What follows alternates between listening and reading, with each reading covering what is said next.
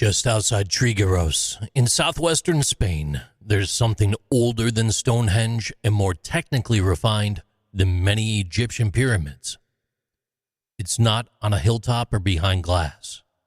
It's under a long, unassuming earthen mound, nearly 200 feet, about 60 meters long. Most people drive past it without knowing what's underneath. It's called the Dolmen of Soto. Now, a dolmen usually means a few upright stones topped with a flat capstone, basic prehistoric burial architecture. But the Soto Dolmen is different. Built around 3000 BC, it stretches roughly 70 feet 21 meters into the ground. The corridor leads deep into a central chamber lined with massive sandstone slabs. But what makes this place stand out isn't just its size.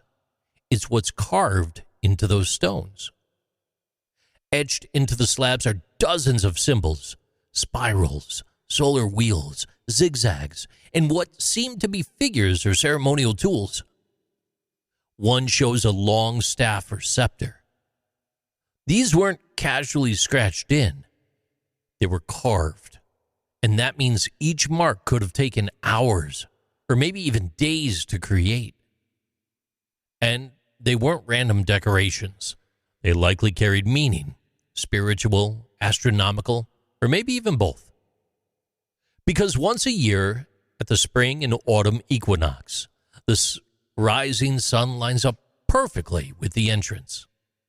A shaft of sunlight travels straight down the passage and hits the innermost chamber.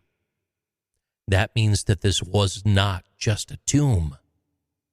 It was also a solar calendar, a ceremony in stone.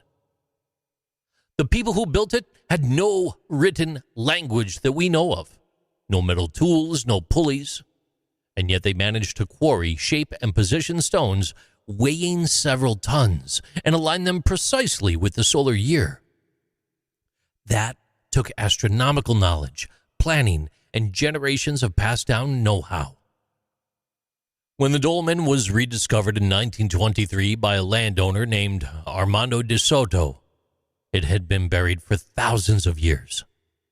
Inside, archaeologists found human remains, along with pottery, flint arrowheads, stone tools, offerings for the dead. A glimpse into a belief system where death was not the end, but part of a cycle timed with the movement of the sun. Today, the site is protected, but it's still open to visitors. The original stones remain, along with carvings that speak wordlessly of a civilization that watched the skies, honored its dead, and understood more about time and light than we usually credit them for. These are Interesting Things with JC.